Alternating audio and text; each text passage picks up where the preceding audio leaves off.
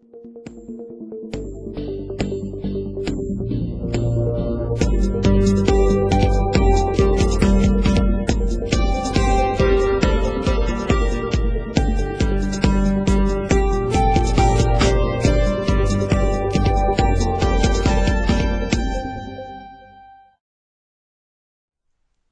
everybody, dutchsinse here. It is 10:52 p.m. Central Time on Tuesday, November 22nd, 2011.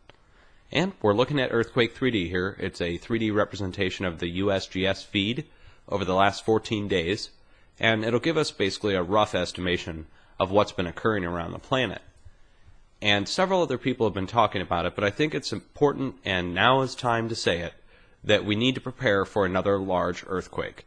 I truly feel, and other people do agree, I'll put links down below for several other people who are talking about this, but I think we're at the point where basically we were before Japan happened. Now today in South America, Central America, in Guatemala, a volcano, Fuego volcano, erupted rather unexpectedly. It made the news, they're talking about it, but I think it bears worthy to note that the last time that this happened, when we saw volcanoes starting to pop off in Central America, and we saw a series of large earthquakes south in Chile, that's the time right before the 9.0 earthquake in Japan, those same things were occurring. Now I'll put a video down below that I made on March 9th, and you can go watch that and compare the earthquakes listed on that to what I'm showing you here now. So again, the video is linked down below from March 9th, 2 days before the Japan quake. And I was talking specifically about the number of earthquakes and how it was something I had not seen before. Now if you compare that to what we're looking at here now, there are 4 or 5 times more earthquakes on the map now than were on the map before the Japan quake happened.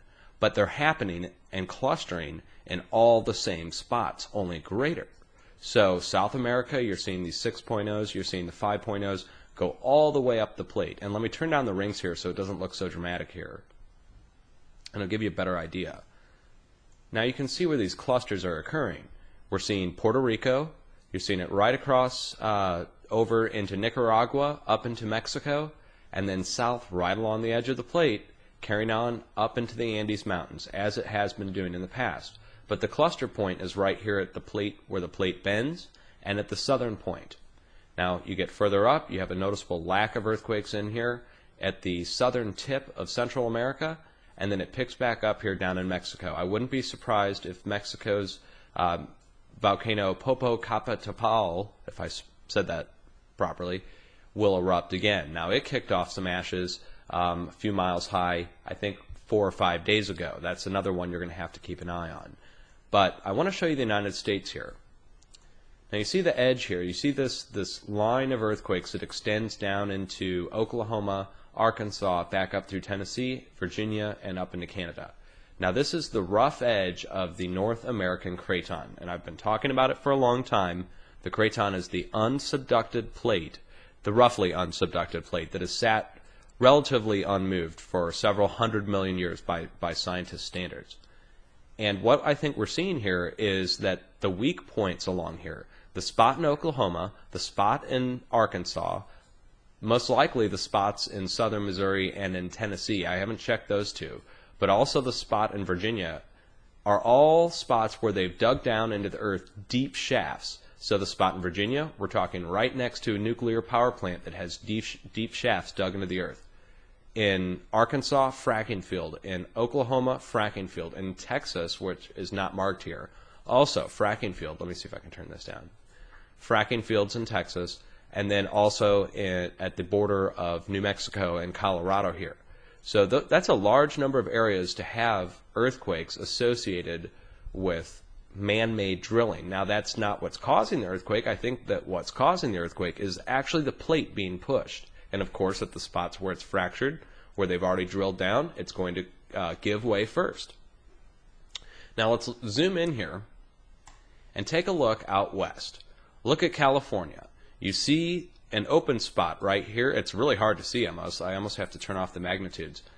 And you can see this open spot here. Now the center portion around each side has been showing a tremendous number of earthquakes up California. So many so that you can't even count how many there are. There's so many. I mean, you could.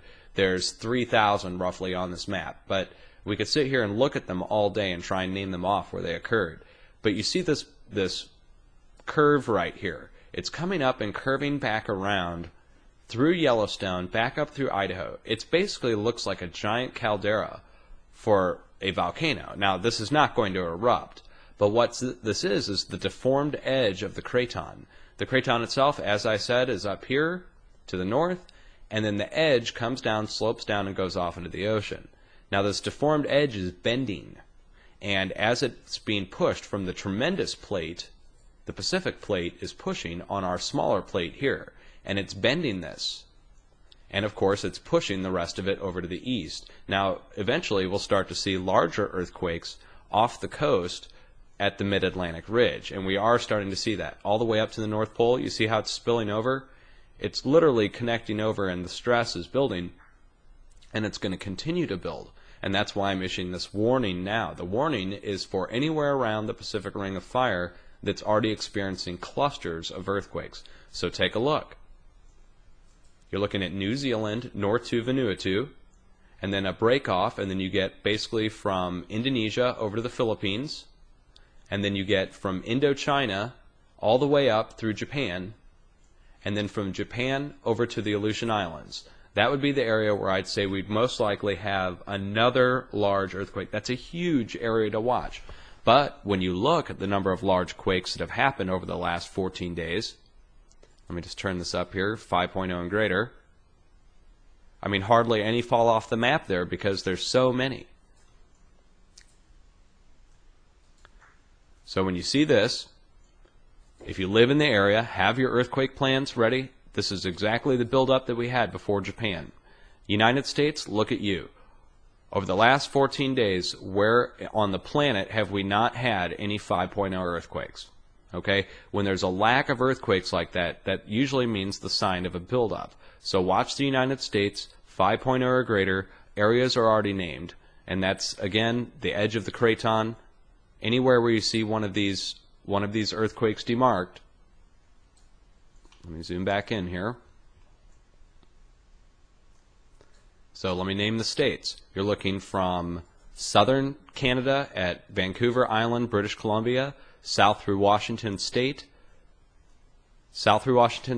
Oregon, off the coast of Oregon by a few hundred miles, south through California. California, you're looking along the coast most likely, all the way down to Baja California.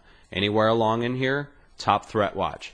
As it goes over through the United States, it does go down in threat watch, so the chances go down, but we're also looking at a 5.0 or greater anywhere along the edge of the craton. Most likely south and to the east, so somewhere from Colorado through Texas through Virginia, most likely. Canada, that's that area up here. Let's see, let me zoom in so you can get a better idea. Right at the border of New York and Canada here, right at Toronto, you're looking at an area where we've seen past 5.0s occur a few months back. Now, it's been several months since one's occurred. Since we're at an elevated threat level, I'd say watch this area up here for additional 5.0s in the next 2 weeks. Also, you move south, Puerto Rico. Now, that's been going off nonstop, but without large earthquakes. The biggest one has been 4 to 5.0. I think Puerto Rico will carry on in the 4 to 5.0 range. I sure hope we don't go any larger than that, but again, it's always good to have your earthquake preparedness plans in place, ready to go in case something happens. I cannot stress enough that I feel like we are at the point where we were before Japan, where we're overdue now for another large quake because of past activity, because of this amount of activity says to me we're due for another large quake. Okay? Hang in there, folks. Much love. If you find any information, if you find any other people talking about this or professionals talking about it, please put a link down below or put a message down below the video. Cheers.